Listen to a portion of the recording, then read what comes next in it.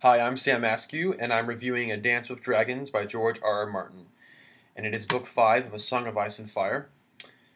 And I've always loved The Lord of the Rings, but I feel like A Song of Ice and Fire is easily as good, if not better. I heard about the show, and then a friend of mine started reading it, so I started reading it too. I've read it all, I've seen it all, and I'm thoroughly obsessed with A Song of Ice and Fire.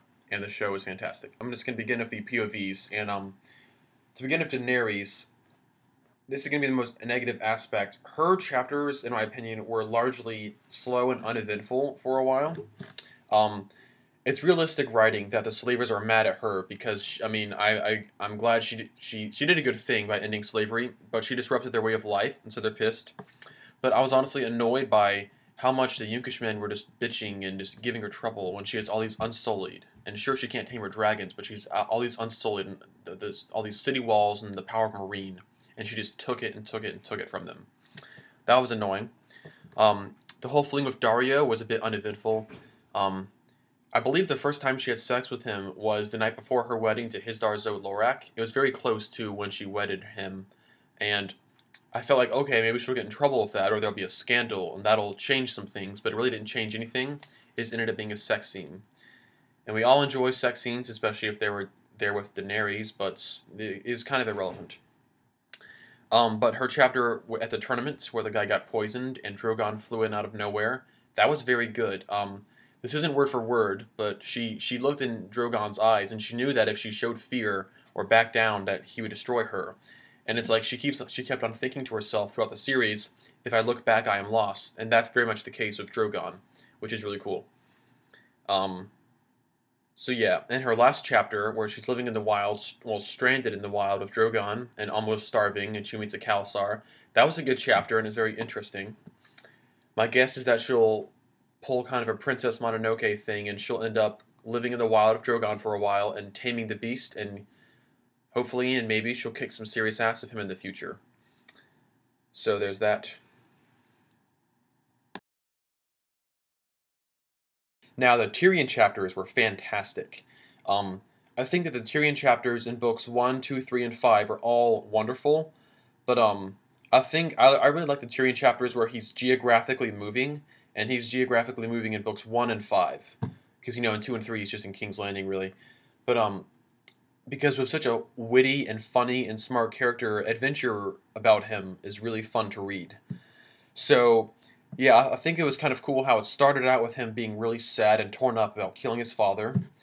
And I think one of the things he was most sad about was nobody loved him and he didn't love anybody. If you think about it, there was no love going on with Tyrion. Except, of course, how much the readers love him. But he can't quite feel that. Um, I think it was interesting that he met up with some of the dwarves or the two dwarves that were at Joffrey's wedding, and that Penny, he's kind of looking after her, kind of, as like an older brother figure. I think that they might end up loving each other. I think it's an interesting possibility. And yes, one complaint that I've always had of A Song of Ice and Fire is there's so many fantastic characters, and so many of them never meet each other. And when such cool characters do meet, there are a lot of really cool possibilities. And you only really see that in Book 3 with Sam and Bran, in Book 4 with Sam and Arya, and it finally happens again in Book 5 when Tyrion meets Ser Jorah Mormont.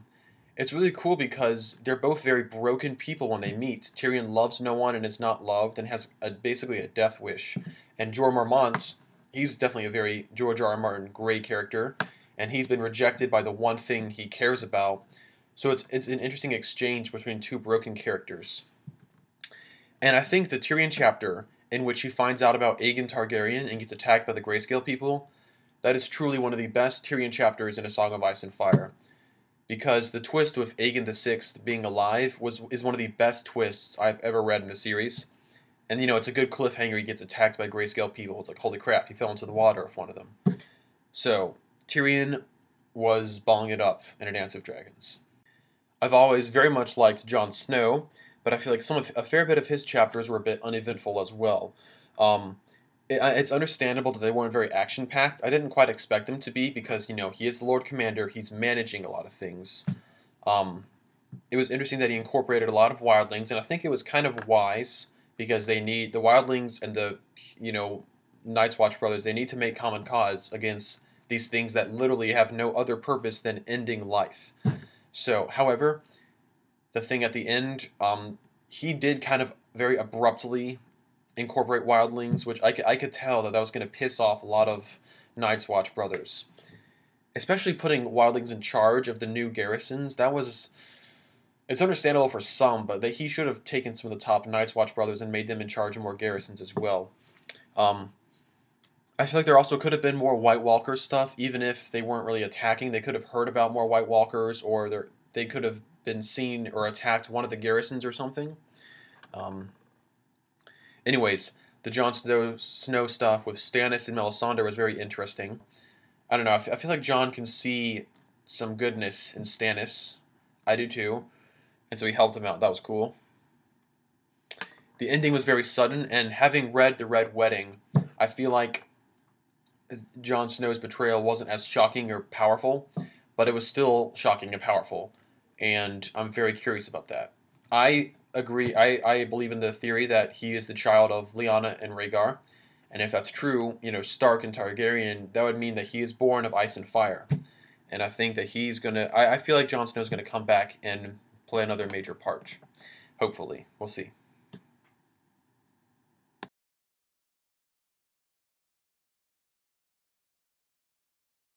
Now, the Bran chapters in A Dance with Dragons are definitely the best Bran chapters in the entire series, I think. A Dance with Dragons as a whole is the most magical book in the series. The magic is really starting to rise. And first of all, the whole thing of Cold Hands, I feel like he might be Benjen Stark. I'm hoping so. That'd be really cool.